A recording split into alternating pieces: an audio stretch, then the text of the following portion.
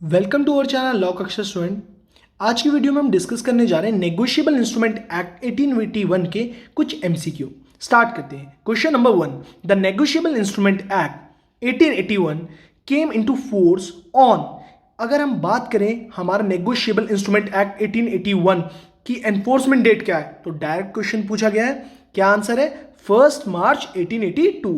Come to the question number 2, which written instrument signed by the maker is promissory note. यानी कि हमें options में क्या दे रखे हैं, इंस्ट्रूमेंट्स दे रखे हैं, और कौन सा इंस्ट्रूमेंट हमारा क्या है, प्रोमिसरी नोट है। तो प्रोमिसरी नोट हमारा पहले किस सेक्शन में आता है? सेक्शन 4 में आता है। उसके एसेंशियल इंग्रेडिएंट्स बता दूं मैं आपको क्या क्या होते हैं।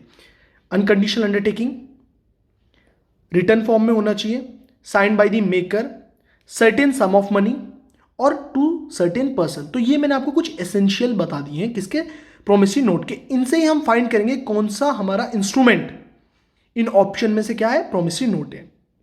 Clear? Option A, Mr B I O U 1000 rupees. अब यहां पे इस ऑप्शन में क्या नहीं है, प्रॉमिस नहीं है, तो इसलिए क्या है, प्रोमिसरी नोट नहीं है। क्लियर?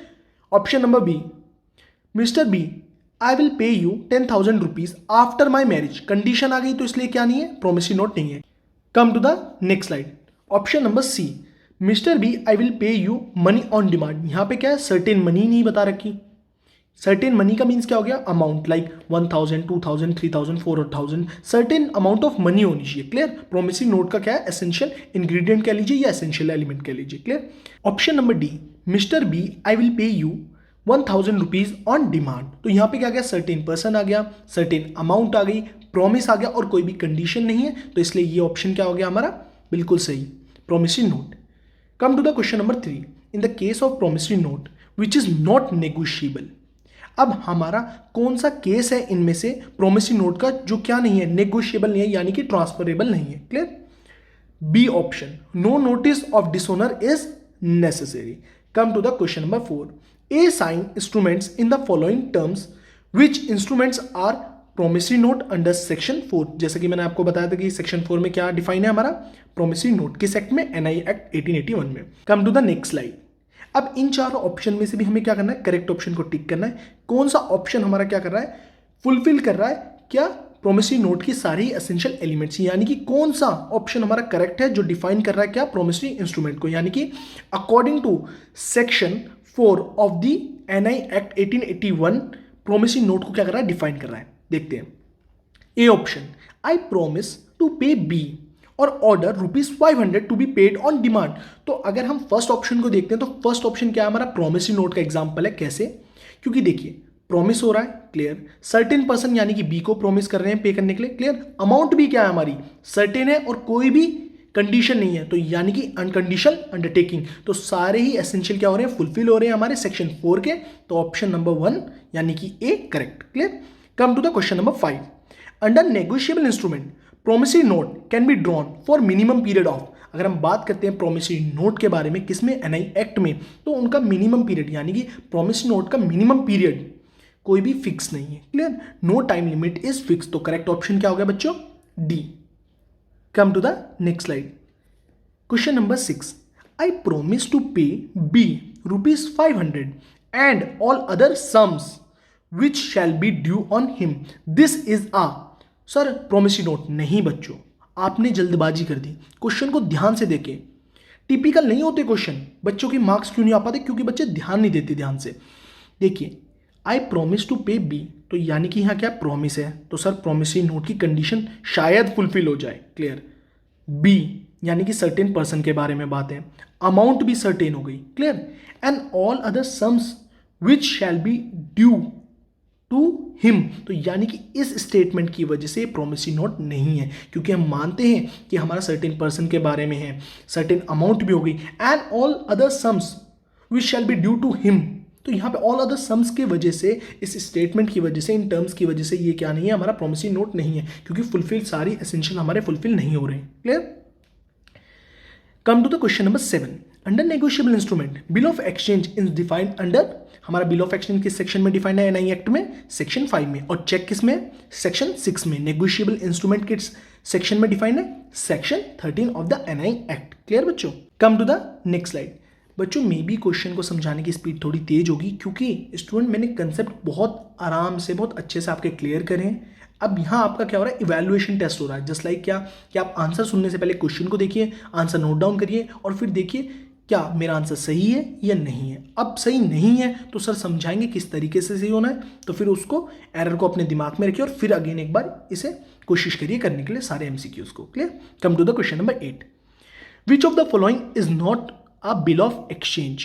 अब इनमें से हमारा कौन सा बिल ऑफ एक्सचेंज नहीं है? Simple correct option is share. Share हमारा क्या नहीं होता, बिल ऑफ एक्सचेंज नहीं होता। Clear?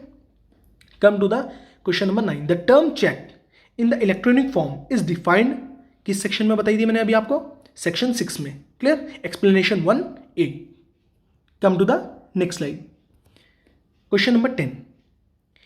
Payment in due course कहां डिफाइंड है? सेक्शन 10 में डिफाइंड है। क्लियर? होल्डर किस में डिफाइंड है? सेक्शन 8 में। होल्डर इन ड्यू कोर्स किस में डिफाइंड है? सेक्शन 9 में। तो देखो बच्चों, मैं जो कंसेप्ट मुझे लग रहे हैं यहाँ पे मुझे आपको बताने चाहिए सेक्शन वाइज, तो मैं आपको वो भी एक्स्ट्रा बता के चल रहा हूँ। क्लियर? अगर हम बात करते हैं बैंक ड्राफ्ट के बारे में, यानी कि क्वेश्चन नंबर 11 क्या कहता है, बैंक ड्राफ्ट किससे सिमिलर है? It is very much like a cheque, क्योंकि उसकी जो एसेंशियल रहते हैं वो सिमिलर रहते हैं किसकी तरीके से? चेक की तरीके से। क्लियर? चेक कहाँ डिफाइंड है? सेक्शन 6 में। Come to the next slide. Question number 12। Under negotiable instrument act 1881, an instrument in writing contained an unconditional undertaking signed by the maker pay certain sum of money only to or to order of a certain person or to the bearer of the instrument is, ये सारे किसको define कर रहे हैं? सीधा सीधा section 4 लिखा गया आपके सामने क्वेश्चन नंबर 12 में। तो क्या होता है सेक्शन 4? क्या होता है एनआई एक्ट का? Promissory note. Clear? Question number 13। अभी मैंने आपको बताया था बच्चों, होल्डर इन ड्यू कोर्स कहाँ डिफाइंड है? सेक्शन नंबर 9 में। Clear?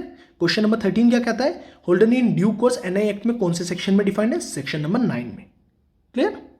Come to the next slide. Question number 14। Under section 11 of the negotiable instrument act, a promissory note, bill of exchange, cheque drawn और made in India and made payable in और drawn upon any person resident in India is, क्या होता है? सीधा हमारा section 11 को define कर रखा है, inland instrument. Question number 15। Negotiable instrument कहाँ डिफाइंड है एनआई एक्ट में? मैंने आपको स्टार्टिंग में बताया था, सेक्शन नंबर 13 में। क्लियर? बच्चों अभी तक आपने जो क्वेश्चन देखे हो तो उसमें से आपने एक चीज़ नोटिस करी हो, तो क्या आपने नोटिस करी? पहले मैं आपसे पूछना चाहता हूँ, जिन स्टूडेंट ने करी होगी नोटिस तो वो जरूर मेंशन करें। तो देखें आपके जो सारे क्वेश्चंस हैं वो बेयर एक्ट से पूछे जाते हैं। बेयर एक्ट से मतलब आप अगर बेयर एक्ट के कंसेप्ट को क्लियर करके चलते हैं, डेफिनेशंस के एक एक उसे ब्रेक डाउन करके पढ़ते हैं, तो आपके मार्क्स आने के चांसेस बहुत हाई रहते हैं। तो डायरेक्ट क्वेश्चंस होते हैं बेयर एक्ट से। इसलिए कहते हैं कि जो भी हमारे प्रीलिम्स एग्जाम्स होते हैं जुडिशरी के, एपीओ के, तो इनमें क्या है, बेयर एक्ट से पूछे जाते हैं डायरेक्ट क्वेश्चन। क्लियर? तो इसलिए बेयर एक्ट को पढ़ने की कोशिश करा करो। और अगर दिक्कत आती है तो शुभम सर है, डीएम करिए शुभम सर को, इंस्टाग्राम अकाउंट का लिंक डिस्क्रिप्शन में। Question number 16। All cheque are bill of exchange but all bill of exchange are not cheque. True. ये स्टेटमेंट क्या है? ट्रू है। कैसे ट्रू है? क्योंकि देखिए मैंने आपको बताया था चेक में और बिल ऑफ एक्सचेंज में दोनों में ही क्या है, 3 पार्टीज होती हैं। Clear? But bill of exchange में जो ड्रॉई होता है वो एनी पर्सन होता है और चेक में क्या होता है, बैंक होता है। क्लियर? तो यानी कि अगर हम देखते हैं बिल ऑफ एक्सचेंज की में, तो वहां पे कोई भी पर्सन, कोई भी पार्टी हो सकती है ड्रॉई में। ड्रॉअर, ड्रॉई, पे। ड्रॉअर कौन होता है? Who make the instrument. पे कौन होता है? जिसे अमाउंट मिलता है। ड्रॉई कौन होता है? जिसे डायरेक्ट करता है ड्रॉअर अमाउंट पे करने को। चेक में क्या करता है? फॉर एन एग्जाम्पल शुभम चंद ने चेक काटा, उस पर एक पर्सन का नाम लिख दिया टू ए। क्लियर? तो उन्होंने अपने बैंक को डायरेक्ट करा, तो चेक में क्या हो गया हमारा, ड्रॉई कौन हो गया? बैंक। और बिल ऑफ एक्सचेंज में क्या होता है? कोई भी person. Clear? Come to the section number 17। Under negotiable instrument act 1881, how many times a holder of a cheque can present it? Any number of times. Direct question है कि negotiable instrument में अगर हम बात करते हैं तो चेक को कितनी टाइम प्रेजेंट करा जा सकता है? Any number of times. Clear? उसकी वैलिडिटी तक। Come to the next slide. Question number 18। A person who receives a negotiable instrument in good faith. Good faith कहाँ समझाया था बच्चों? ये मैंने कंसेप्ट गुड फेथ कंसिडरेशन कहाँ समझाया था? बिल्कुल सही, होल्डर इन ड्यू कोर्स में, जहां मैंने आपको सेक्शन 8 सेक्शन 9 दोनों ही एक साथ समझाए थे, होल्डर और holder in due course. Clear? अगर हम बात करते हैं क्वेश्चन नंबर 19 की, तो डायरेक्ट क्वेश्चन पूछा गया है कि हमारा कौन सा ऑप्शन नेगोशिएबल इंस्ट्रूमेंट नहीं है? आप सभी को पता है कितने तरह के होते हैं? मेनली हमारे 3 तरह के इंस्ट्रूमेंट होते हैं नेगोशिएबल इंस्ट्रूमेंट। कौन कौन से? Promissory note, bill of exchange और चेक। और हमारा इनडायरेक्ट, अगर हम बात करते हैं इनडायरेक्ट नेगोशिएबल इंस्ट्रूमेंट कौन सा होता है? जो हमारा प्रीएम्बल में डिफाइंड है, हुंडी। किस वर्ड से ड्राइव था? संस्कृत वर्ड से ड्राइव था, हुंड से। क्लियर? तो यहां पे क्या है हमारा ऑप्शन ए, क्यों बॉन्ड हमारा क्या नहीं होता? नेगोशिएबल इंस्ट्रूमेंट नहीं होता बच्चों। Come to the next slide. Question number 20, according to section 13, अब 13 किसे डिफाइन करता है? ये रिवाइज करते रहो बच्चे। किसे डिफाइन करता है? नेगोशिएबल इंस्ट्रूमेंट को। Clear? Which is not a negotiable instrument, यानी कि हमें बात किया गया सेक्शन 13 के हिसाब से एनआई एक्ट का जो नेगोशिएबल इंस्ट्रूमेंट होता है, अब इन ऑप्शन में से कौन सा नेगोशिएबल इंस्ट्रूमेंट नहीं है? तो सीधा हमें पता है 3 तरह के हमारे क्या होते हैं? नेगोशिएबल इंस्ट्रूमेंट होते हैं, promissory note, bill of exchange, cheque. तो बी सी डी तो होंगे नहीं, तो नॉट लिखा गया है। ध्यान समझना, कौन सा हमारा नेगोशिएबल इंस्ट्रूमेंट नहीं है? इंस्ट्रूमेंट ऑफ डेप्ट हमारा क्या नहीं है? नेगोशिएबल इंस्ट्रूमेंट नहीं है। Clear? Come to the question number 21, the negotiable instrument act makes specify mention 3 instrument, cheque, bill of exchange. तो अभी तक हम क्या पढ़ रहे थे? 3 तरीके के होते हैं। कौन कौन से? Cheque, bill of exchange, promissory note. तो करेक्ट ऑप्शन क्या हो गया बच्चों? A. Come to the next slide. Question number 22, which of the following is not a negotiable instrument. अब यहां पे कहा गया कौन सा हमारा नेगोशिएबल इंस्ट्रूमेंट नहीं होता? तो हुंडीज हमारा क्या है? नेगोशिएबल इंस्ट्रूमेंट नहीं होता, वो इनडायरेक्टली नेगोशिएबल इंस्ट्रूमेंट होता है। क्लियर? वो अभी रिकॉग्नाइज नहीं करा गया, किसके द्वारा? अभी वो गवर्न नहीं होता, किसके द्वारा? हमारे एनआई एक्ट के द्वारा। क्लियर?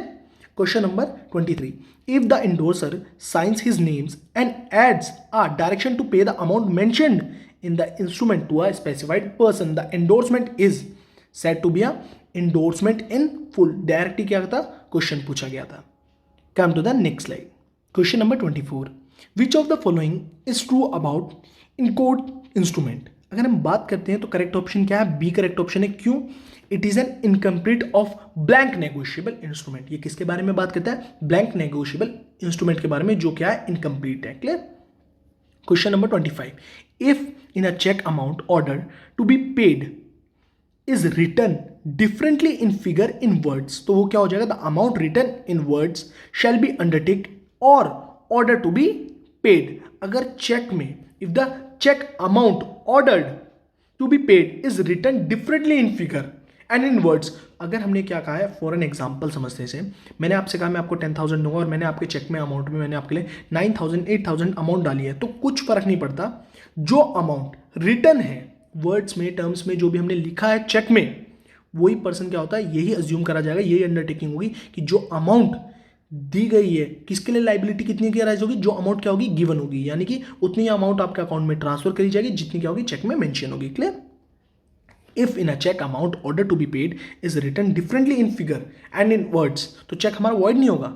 जितनी अमाउंट गिवन है उतने ही क्या मिलेगी? उतने ही ऑर्डर क्या करा जाएगा? पे करा जाएगा, यानी कि बैंक उतने ही अमाउंट क्या करेगा? आपके अकाउंट में ट्रांसफर करेगा। Clear? Come to the next slide. Section number 26, simple सी बात, पब्लिक हॉलीडे हमारा एनआई एक्ट में किस सेक्शन में डिफाइंड है?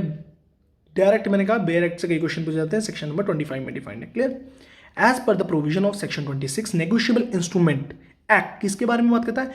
A minor may drawn instrument, minor क्या कर सकता है? ड्रॉ कर सकता है इंस्ट्रूमेंट को, so as to bind all the parties, और वो इंस्ट्रूमेंट क्या होगा? बाइंडिंग होगा ऑल पार्टीज पे एक्सेप्ट हिमसेल्फ, उस पे बाइंड नहीं होगा। क्यों? क्योंकि वो माइनर है। क्लियर?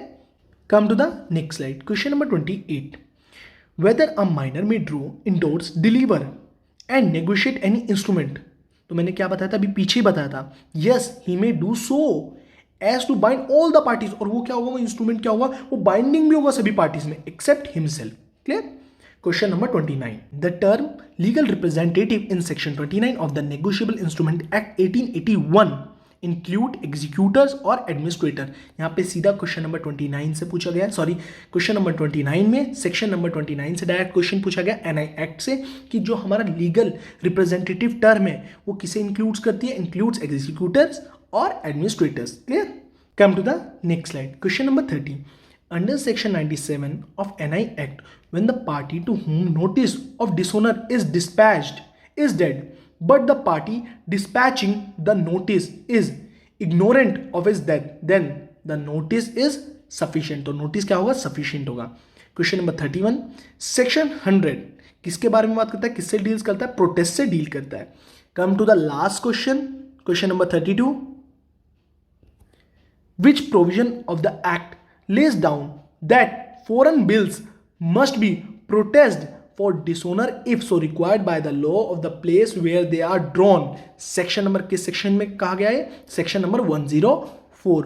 होपफुली आप सभी को टॉपिक क्लियरली, ये जो समझाए मैंने एमसीक्यू क्लियरली समझ आए हो. इनकी प्रैक्टिस करिए. आपको फर्स्ट टाइम में नहीं क्लियर हो रहे, दोबारा वीडियो को देखिए और वीडियो को पॉज कर दीजिए और क्वेश्चन को ना करेक्ट ऑप्शन सोचने की कोशिश करिए. और अब जैसा अब अगर हम बात करते हैं तो सेक्शन 100 किसके बारे में बात कर रहा है? प्रोटेस्ट के बारे में. यानी कि जो हमारे करेक्ट ऑप्शन नहीं है वो क्यों नहीं है, इसे समझने की कोशिश करिए. क्लियर? और ये इवैल्यूएशन के लिए बहुत अच्छी वीडियो है. जिन स्टूडेंट ने एनआई एक्ट की वीडियोस नहीं देखी है वो एमसीक्यू को सोल्व ना करें. पहले जाके मैंने एनआई एक्ट के लिए स्पेशल प्लेलिस्ट बना रखी है, जाके पढ़ें कि मैंने क्या समझा रखा है. उन वीडियोस को पढ़ के फिर अपने आप को इवैल्यूएट करिए. क्लियर बच्चों?